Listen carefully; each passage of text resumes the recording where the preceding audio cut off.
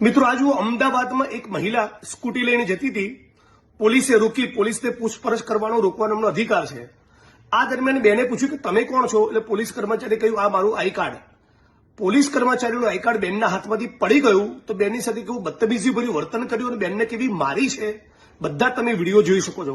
આ વિડીયો ગુજરાતના ખૂણે ખૂણે શેર કરો અને રાજ્યના પોલીસ વડા અને હર્ષ સંઘવી આર્ટ ચોપડી પાસે મોકલી આપો, જેથી ખબર પડે કે પોલીસના કેટલાક લાંચિયા અધિકારીઓ, ભ્રષ્ટ અધિકારીઓ અને કેટલાક અધિકારીઓ જેના સત્તાનો ઘમંડ છે એ ગુજરાતના નાગરિકો સાથે કેવી બદતમીજી કરે છે અને કેવું વર્તન કરે છે।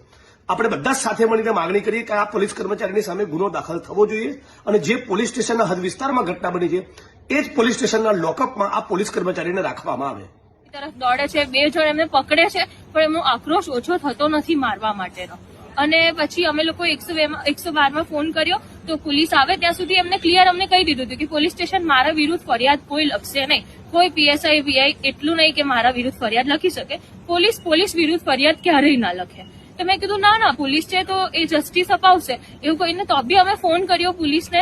અમે અહીંયા આયા, અમે 6:30 પોણા 7 ના અહીંયા આયા છે, પણ હજી સુધી અમારી કોઈ ફરિયાદ લખાઈ નથી। પીઆઈ સાહેબ એવું કે છે, પીએસઆઈ સાહેબ બી ચોખ્ખી ના પાડી દીધી, એનો પણ વિડીયો છે, એમને ક્લિયર ના પાડી ક્રિશ્ચિયન સાહેબે કે અહીંયા હું ફરિયાદ નહીં લખી શકું પોલીસ વાળાની।